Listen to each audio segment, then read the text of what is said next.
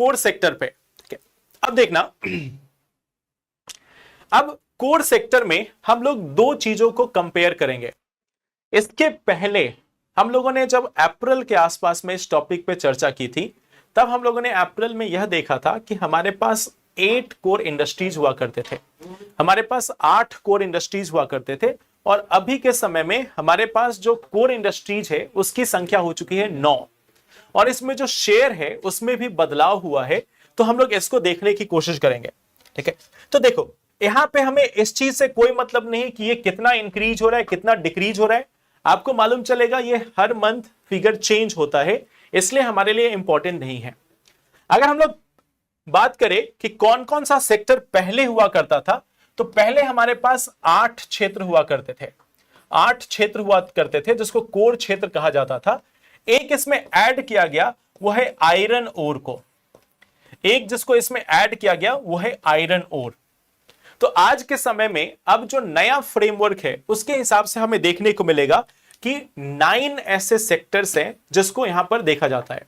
अब 9 सेक्टर्स के साथ साथ इसका जो परसेंटेज है उसमें भी हमें चेंज देखने को मिला है कि नए सेशन में इसको चेंज किया गया।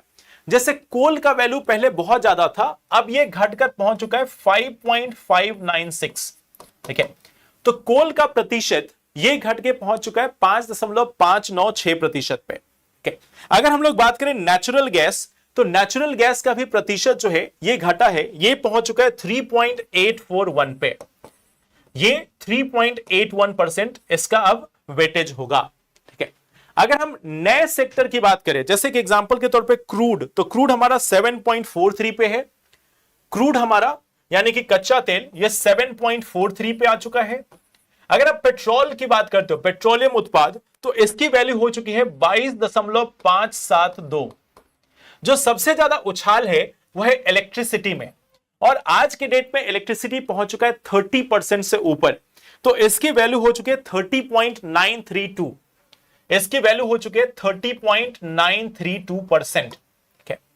फिर आप देखोगे इसमें जो हमारा इस्पात है, इस्पात की जो वैल्यू है वो पहुंच चुकी है 17.584, 17.584। जो हमारा उर्वरक है इसकी वैल्यू पहुंच चुकी है 2.731, 2.731। जो सीमेंट का जो सेक्टर है, सीमेंट को अगर आप देखोगे ये आ चुका है घट के 4.41% पे, और जो आयरन ओर का पार्ट है वह है 4.905%। तो यानी कि अब हमारे पास इंडेक्स ऑफ कोर इंडस्ट्रीज में 9 अलग अलग सेक्टर्स आ चुके हैं जिनका परसेंटेज भी अब चेंज हो चुका है। अब देखो यहां पे आपको यूपीएससी के एग्जाम में परसेंटेज पूछा जाए इसके चांसेस कम है, बट जनरली आपको अरेंज करने के लिए दिया जा सकता है। कम से कम आपको टॉप 3 अगर याद रखा जाए तो टॉप 3 आपको जरूर इसमें याद रखना है। टॉप 3 में हमारे पास सबसे पहले आएगा बिजली, अगर हम बात करें सबसे पहले आएगा बिजली, इसके साथ साथ बिजली के बाद दूसरे नंबर पे आएगा हमारा पेट्रोलियम उत्पाद। ठीक है, तो दूसरे नंबर पे हमारे पास आएगा पेट्रोलियम का उत्पाद। ये एक समय में पहले नंबर पे हुआ करता था, बट अब ये दूसरे नंबर पे आ चुका है। तीसरे नंबर पे आज के डेट में भी आपको देखने को मिलेगा कि मौजूद है इस्पात यानी कि स्टील। तो तीसरे नंबर पे आज भी मौजूद है इस्पात यानी कि स्टील। यानी हमारे पास इलेक्ट्रिसिटी आ गई, इलेक्ट्रिसिटी, इसके साथ साथ हमें देखने को मिलता है पेट्रोलियम उत्पाद, पेट्रोलियम, और तीसरे नंबर पे आ जाता है स्टील। और जो सबसे नया सेक्टर ऐड हुआ है वह है आयरन ओर का, जिसकी वैल्यू है 4.905%। ठीक है, तो आपको बॉटम 3 में अगर आप देखोगे, बॉटम 3 में आपको पास देखने को मिलेगा कि सबसे कम वैल्यू है फर्टिलाइजर का, उसके बाद है प्राकृतिक गैस, उसके बाद है सीमेंट। यानी कि लास्ट का अगर आप देखोगे तो लास्ट में अभी भी हमारे पास मौजूद है उर्वरक, सबसे कम पे है उर्वरक।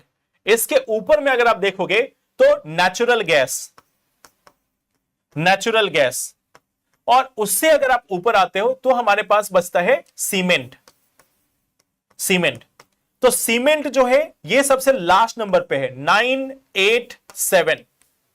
तो 7वें स्थान पे सीमेंट, फिर नेचुरल गैस, फिर उर्वरक।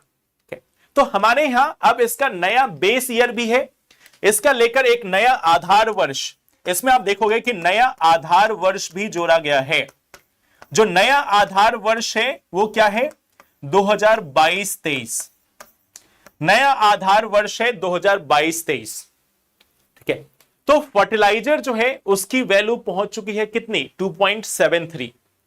अगर आप देखोगे सीमेंट, इसकी वैल्यू घट के आ गई है 4.41, आयरन ओर की वैल्यू है 4.9, प्राकृतिक गैस का वैल्यू घट के हो गया 3.841। तो आज के समय में हमारे कोर इंडस्ट्रीज में अब 9 इंडस्ट्रीज को शामिल कर लिया गया है। यानी आपने जो पिछले महीने तक पढ़ा था अब आपको वापस से पढ़ना पड़ेगा। ठीक है, स्कीम चेंज।